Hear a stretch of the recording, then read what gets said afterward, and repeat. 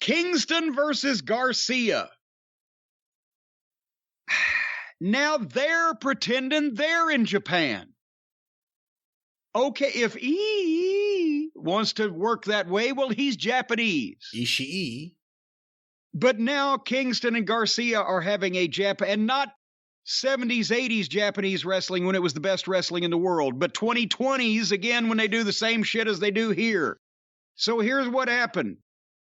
They fought on the floor. They chopped and kicked each other on purpose, letting each other chop and kick them. They went to a break. They came back and they stood there and let each other chop each other again. Why do people think this is pro wrestling now? And they had a match that looks like all the other matches that all the guys try to have that watch too many tapes from Japan, and it's phony as a football bat, and they went to the finish.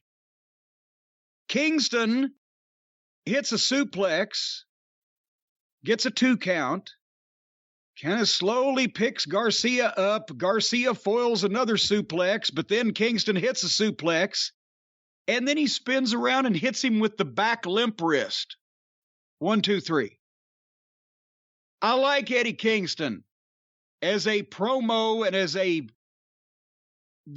Archie Bunker fucking New York personality, whatever the fuck, right? The fucking guy, the mechanic in fucking Secaucus. And he can have a good match when it's a fight.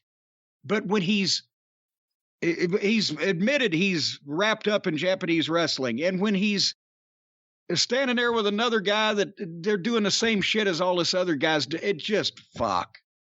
And the back fist, I'm sorry, but Eddie, I know you don't want to knock anybody's teeth out, but this is not only in high def, but now the cable boxes have slow motion. If you can't hit a back fist by making a fist, don't hit the back fist, because he spun around and challenged him to a duel, is what he did. It looked like he hit him in the face with a glove. He bitch slapped him.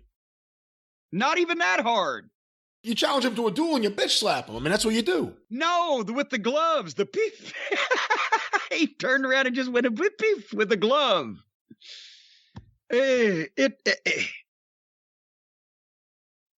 Did I adequately sum this up?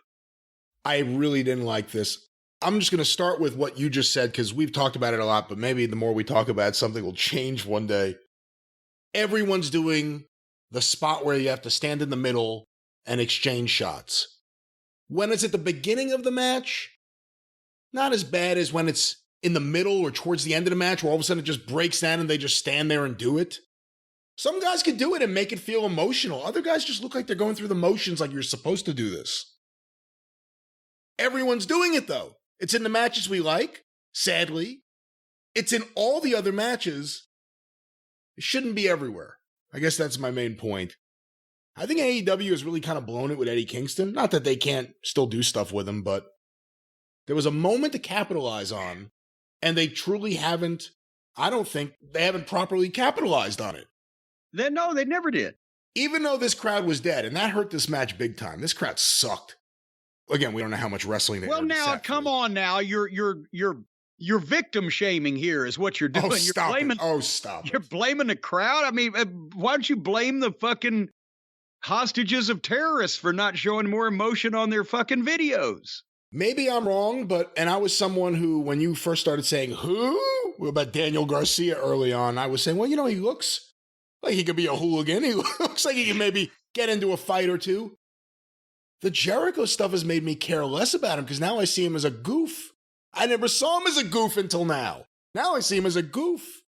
Don't worry about me. I'm a sports entertainer. Yeah, you're a goof. So I can't care too much about you. The only thing I liked was the thing at the end where Eddie, because this you could use in a package, where Eddie got over him and said, I'm not going to whip you.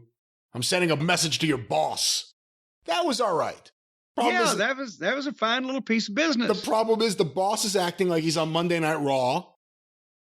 And Daniel Garcia means less now than he did a few weeks ago, at least as far as I'm concerned. Eddie Kingston hasn't been used since that article came out, since the fans turned him, since the fans got behind him.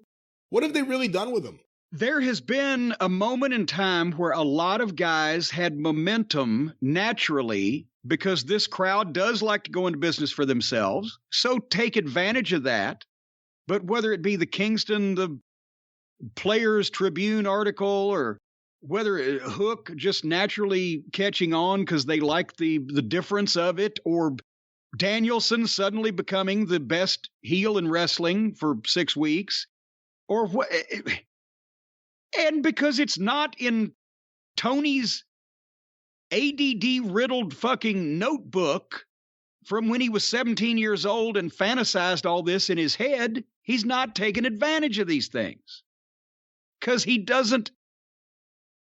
He reads the internet to find out what the fans want instead of listening to the fans in the building. That's the problem.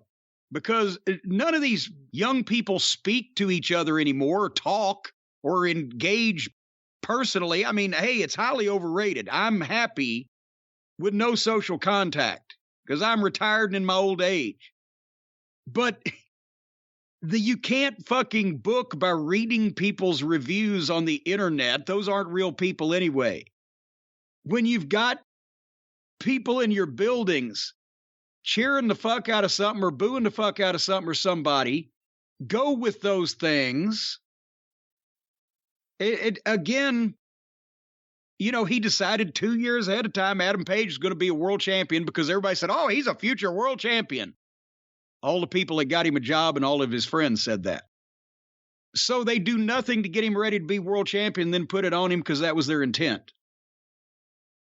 And there's 10 guys in the company that are more over. So, yes, I love planning ahead, but not to the detriment of everything. I mean, my God, do you think I would have made primetime Brian Lee the first ever Smoky Mountain heavyweight champion if I could have got Brad Armstrong or Tracy Smothers? Or if by the time that tournament came around, if they'd have been in the company, I would have changed the fucking plans. If Flair had taken Rick Rubin's deal, do you still put the belt on primetime Brian Lee? No! At the Volunteer Slam?